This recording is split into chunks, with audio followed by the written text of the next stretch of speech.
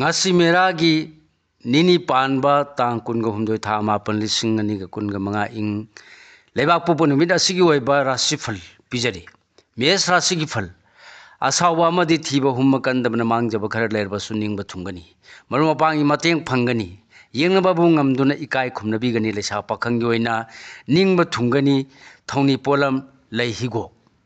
bris rasi phal asum bana mangoi nau mai thiba leiroi afaba losing phangani yekna ba leram labasu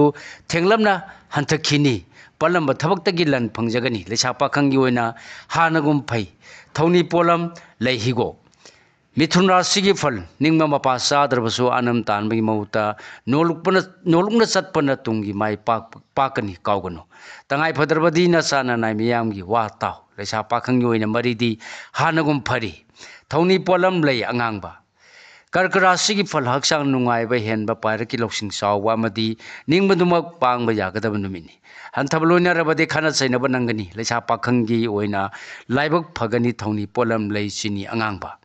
singara sigi phal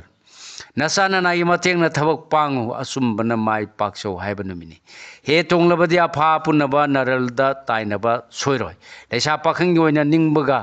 tayunagani thoni polam lei asang bahigo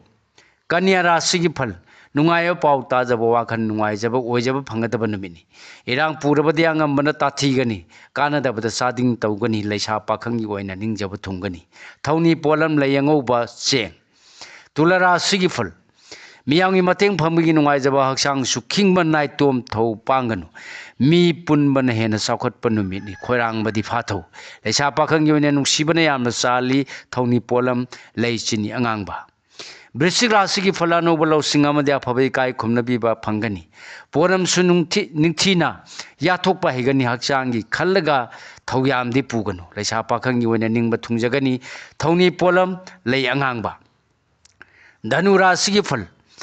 laibak phabana ningba dungo pangba yaragani ahen malo sing sijinaba khanaba thabuk pangba yaragani arapaga mari yamna phagalagani leisa pakhang gi oina mai pakani thawni polam lei higo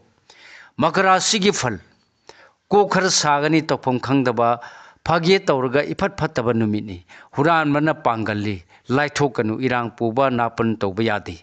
leisa pakhang gi ningba thungba wagani thawni polam lei chini angangba kumbara sigi phal imung manungna yetpagum panba ningba mapa sadaba lei sajat hayu thawna leibana thabakti pangani amadi nakha thabagi mateng phangjagani leisa pakhang gi oina matam khara lawwa phagani thawni polam leichini angangba minara sigi phal khwadagi hena ningba thungani anauba thabak thoramda mai onsinba yagani apha apun gi thabak akalla thogi lamda di cheksillu leisa pakhang gi oina nungsiba phangjabagi nungai thawni polam lei higo matang sida lojare ngasi gi oiba mayam da pijaba ngasi gi oiba rasi phal punok pu khurumjari